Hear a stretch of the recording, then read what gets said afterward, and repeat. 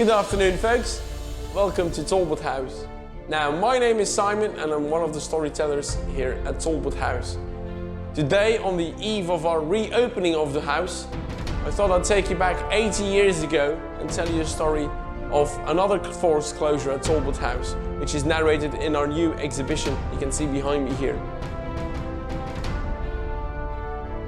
In A House of People, the new permanent exhibition of Talbot House, we do not just look at the First World War, but also go and look beyond. Second World War gets a lot of attention in this new exhibition, and most of these artifacts have never ever before been displayed. The story we have for you today happened exactly 80 years ago, on the 18th of May 1940. Now, when war is declared and armies mobilized, Britain also looks at its expats who live nearby. Many of them actually work for the Imperial War Graves Commission. Captain Hayward is put in charge of an evacuation scheme. He has to inform people to make a list of their household goods and inventory, lock up their homes and proceed to evacuation points. They can bring with them some food for 2 days, some hand luggage and also a gas mask. Now, the two evacuation hubs in this area are Eton Memorial School in Ypres and then of course Talbot House. So why was Talbot House one of the designated hubs for British expats to meet in case of emergency? Well, of course, first and foremost, the house is home from home to many Brits living in the area still today. And there was this very strong partnership and link with the Imperial War Graves Commission. They were first and foremost to help with all the paperwork and contacts when the house was first purchased, and even helped out to put in place this beautiful garden you can see behind me. So when the Germans launched an all-out blitzkrieg in the spring of 1940, the Allied armies were quickly pushed back and an evacuation was inevitable. Now, the Imperial War Graves Commission also quickly looked at getting their people back home safely. Hayward sent out two of his men by car to alert all the nearby families in the Ypres vicinity. They had to be ready the following morning at 9 AM at Eton Memorial School with only a few personal belongings, or either at Talbot House that same afternoon, ready to be evacuated home. Now, one of the people who followed the deteriorating situation closely and was determined to resolve it was Lawrence Dawson, one of the commissioned gardeners. He wanted to get himself and his Belgian wife, his invalid mother-in-law, and their 12-year-old daughter Joyce back home safely to the UK.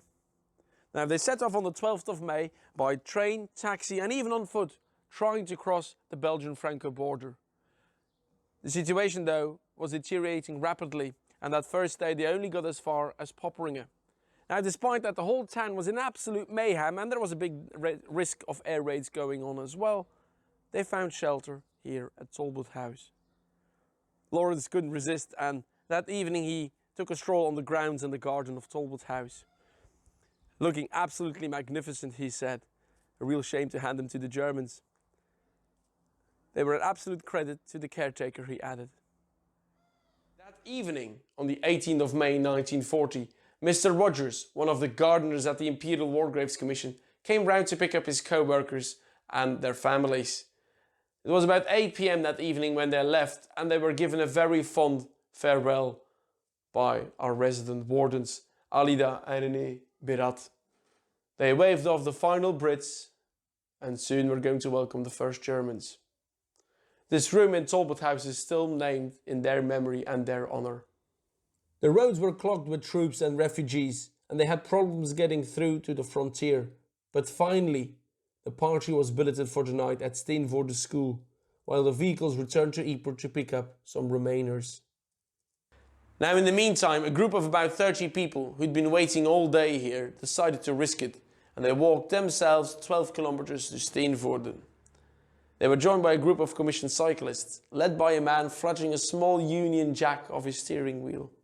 Hayward passed them on his way back and commented that they were full of pluck, incredible, joyful, and that their bravery was beyond praise. These people, within a moment's notice, had been told to leave all their savings, their possessions and their loved ones behind and flee back home to Britain.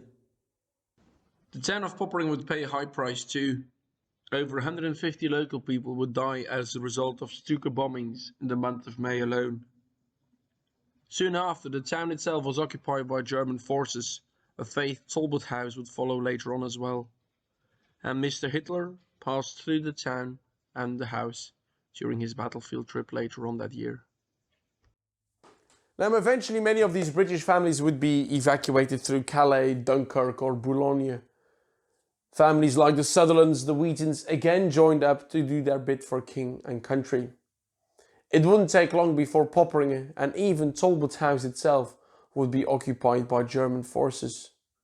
But 80 years later, we remember their story, and this Dunkirk Room is still named in their honor.